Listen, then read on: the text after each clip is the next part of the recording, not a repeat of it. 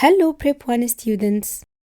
وصلنا lesson 2 اللي هنتكلم فيه النهاردة مع بعض عن المagnetic forces. ايه هو الماجنت؟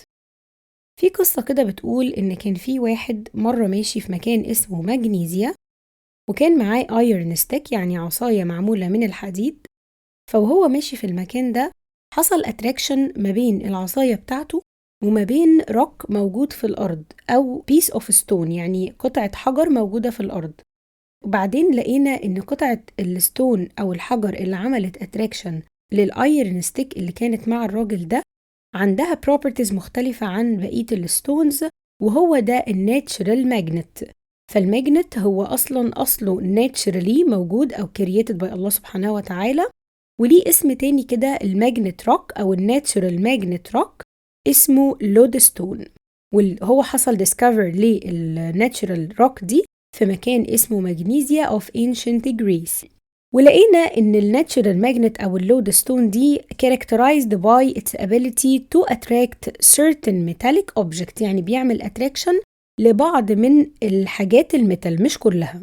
وبعدين بدأ يبقى فيه artificial magnet أو بدأ يبقى فيه production أو ماجنت مصنع، وبقينا نعمله بأشكال مختلفة، فبقى فيه منه مثلا البار ماجنت أو الهورس شو ماجنت أو الماجنتيك نيدل أو الماجنتيك رينج.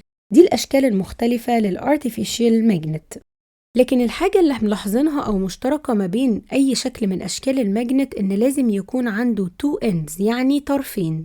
طرف منهم لونه بلو عليه لتر اس، الاس لتر دي جت من ساوث بول لأن احنا سمينا الاند أو الطرف ده ساوث بول، وهنعرف بعد شوية ليه. والطرف التاني واخد لون رد وواخد كمان أو symbolized by letter N علشان هو North Pole of Magnet. طيب هو إيه اللي ممكن يحصل لو قربنا two magnets من ناحية ال different poles، يعني جبنا North Pole with South Pole؟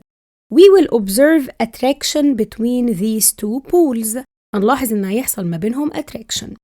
لكن لو قربت ساوث مع ساوث أو نورث مع نورث هنلاحظ إن في repulsion force أو هيحصل ما بينهم repel. اللي احنا قلناه دلوقتي ده هو law of attraction and repulsion. بيقول ايه اللو ده؟ دي حاجة ثابتة عند كل الماجنتس، بتقول إن like magnetic poles repel and unlike magnetic poles attract. يعني لو كانت two poles similar هيحصل بينهم repulsion، ولو كانوا two poles unlike يعني different هيحصل ما بينهم attraction. طيب يا ترى الماتيريالز كلها اللي موجودة حوالينا بيحصل attract ما بينها وما بين الماجنت؟ مش كل الماتيريالز بيحصل ما بينها attraction، فهنقسم الماتيريالز according to their attraction to magnet into magnetic materials and non-magnetic materials. الفرق ما بينهم طبعا ان المagnetic materials اللي هي الماتيريالز that are attracted to magnet، والnon-magnetic materials that are not attracted to magnet. وعلشان نسهل على بعض عندي بس 4 magnetic materials، اي حاجة تانية غير الأربعة اللي هنقول أساميهم دلوقتي هتبقى non-magnetic على طول. مين هم بقى ال4 magnetic materials؟ iron، نيكل، ستيل and cobalt. دول أسامي الفور metals that attracted to magnet. لكن أي حاجة تانية يجيبها لي gold، aluminum، copper، silver، أي اسم ميتال تاني أو أي other material rather than الفور materials اللي احنا قلناهم دول هيبقوا على طول non-magnetic as they are not attracted to a magnet. يعني مثلا لو جيت قلت what happens when a magnet is brought close to mixture of copper filings and iron filings and sand. يعني لو أنا عندي طبق كده وعامل ميكس ما بين الايرن فايلينجز والكوبر فايلينجز والساند، هيحصل طبعا ان الايرن فايلينجز will attract to magnet. في لايف ابليكيشن ليه علاقة بالماجنت اسمه magnetic brush. مين هي المagnetic brush دي؟ هي عبارة عن تول بنستخدمها في الفورنسيك and criminal investigations. يعني لما بيبقى فيه جريمة أو بيبقى فيه تحقيقات معينة فإحنا ممكن نستخدم المagnetic brush دي علشان نعرف الفينجر برينتس.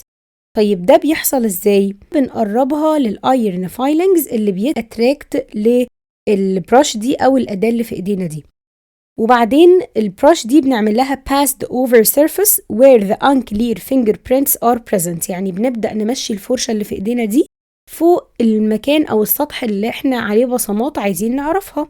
في some من الايرن filings stick to the traces left by fingerprints، يعني احنا لما بيبقى فيه بصمات لإيدينا على مكان كده الايرن filings بتبدأ تفل أو بتبدأ تملى الفراغات بتاعة البصمة بتاعتنا دي which make them visible، وبيخلينا نقدر نشوفها، لأن طبعا البصمات دي لو موجودة على أي سطح من الأسطح اللي حوالينا مش بنقدر نشوفها بسهولة، لكن باستخدام المagnetic brush هي بتقدر تساعدنا إن احنا نشوف unclear fingerprints. طيب what are the properties of magnets؟ المagnet عنده properties بتميزه عن أي matter تانية، وهما two properties بيميزوا المagnet. البروبرتي الأولانية بتقول إن الاتراكشن فورس اللي هي المagnetic فورس بتاعة المagnet بتبقى strong at its poles، وبتبدأ الفورس دي أو القوة أو القدرة بتاعة المagnet على إنه يعمل attraction تقل as it gets closer to middle of the magnet، وكل ما نبعد عن التو بولز الفورس أو الاتراكشن فورس دي بتقل. لو قلنا what happens when a bar magnet is dipped into iron filings، هنقول إن iron filings attracted to the magnet with high density at the poles and density of filings decreases at the middle of the magnet. هنلاقي إن iron filings يحصل لها attraction بكمية كبيرة جدا ناحية التو بولز، لكن بكمية قليلة جدا at the middle أو في نص الماجنت. السكند property of magnet، ودي مهم جدا نركز فيها مع بعض. لاحظنا ان احنا لما بنجيب ماجنت وبنعمل له hanged freely، يعني بنعمل له suspend او بنعلقه وبنخليه يتحرك بحرية، انه دايما الماجنت ده بياخد a certain direction fixed direction، يعني بياخد اتجاه ثابت كل مرة. دايما في طرف من البولز بتاعة الماجنت بيشاور ناحية النورث بول، وده السبب اللي خلاني اسميه north pole of magnet. والطرف التاني او البول التاني بتاع الماجنت دايما بيشاور ناحية الساوث، وده اللي خلاني أقول عليه South Pole of Magnet. لحد هنا الكلام تمام.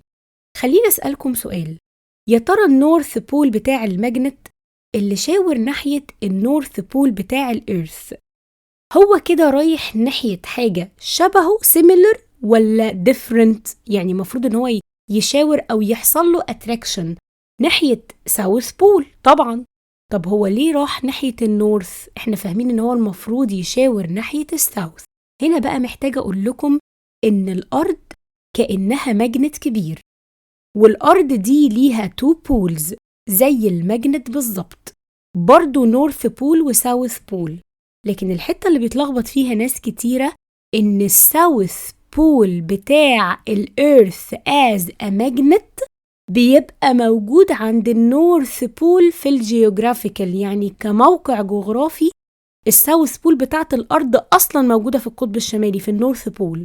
هقول الحتة دي تاني، إيه اللي خلى النورث بول بتاع الماجنت اللي أنا معلقه في إيدي ده يشاور ناحية النورث بول بتاع الإيرث؟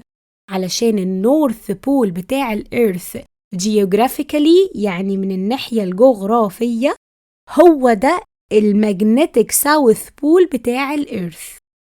تمام كده؟ ونفس الكلام بالظبط هينطبق على الساوث بول بتاع الماجنت اللي أنا معلقه اللي بيشاور ناحية الساوث بول بتاع الأرض الجيوغرافيكال اللي هو الجغرافي، اللي احنا عارفين إن هو ده المكان بتاع الماجنتيك نورث بول أوف إيرث. تمام كده؟ يبقى احنا مش هنتلخبط تاني وفهمنا. فنقول بقى مع بعض البروبرتي دي تاني، إن الماجنت always takes a certain direction when it is suspended freely. وده خلانا نفكر نخترع أداة اسمها compass، والكمبس دي بتتكون من free moving magnetic needle. يعني أنا جبت شكل من أشكال الماجنت خفيفة خالص اللي هي المagnetic needle وعملت لها fix في كوبر أو بلاستيك بوكس، علشان طبعا ما يعملش اتراكشن معاها. يعني ما ينفعش البوكس اللي انا هحط فيه الماجنتيك نيدل ده مثلا يبقى معمول من الايرن، لانه هيأثر على الحركه بتاعه الماجنتيك نيدل. فلازم البوكس اللي هنحط فيه الماجنتيك نيدل يكون نون ماجنتيك ماتيريال. وبعدين فايده الكومباس دي ايه؟ احنا لسه قايلين ان الفريلي موفينج سسبندد ماجنت always take a fixed direction. فانا التول اللي بقت معايا اللي اسمها كومباس دي أيا كان أنا في أي حتة على الأرض دايما هيبقى في بول refers to the North Pole وفي بول تاني refers to the South Pole، وده بيخليني أعرف الفور مين geographical directions، وهو ده الفايدة أو هي دي الامبورتنس من استخدام الكومباس as it is a tool used to determine the Earth's four main geographical directions. آخر حاجة معانا النهاردة في درس الماجنت هنتكلم فيها هي المagnetic field.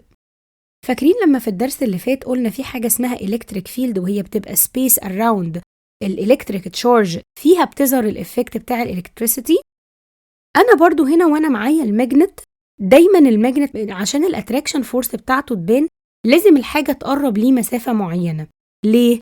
لأن في حاجة اسمها magnetic field، وهي region of space around the magnet where its effect of magnetic force appear. وبرضو المagnetic field بتاعة الماجنت ليها lines، وهي imaginary lines بتعبر عن الفورس دي وبتظهر بالأشكال اللي باينة قدامنا في الثلاث صور دي. طبعا اللاينز دي درود أو اترسمت بناء على حركة الايرن فايلينجز around the magnet. يعني لو أنا جبت ماجنت وحطيته في مكان حواليه ايرن فايلينجز هنلاحظ إن الايرن فايلينجز بتأرينج أو بتترتب في الشكل اللي احنا شايفينه ده.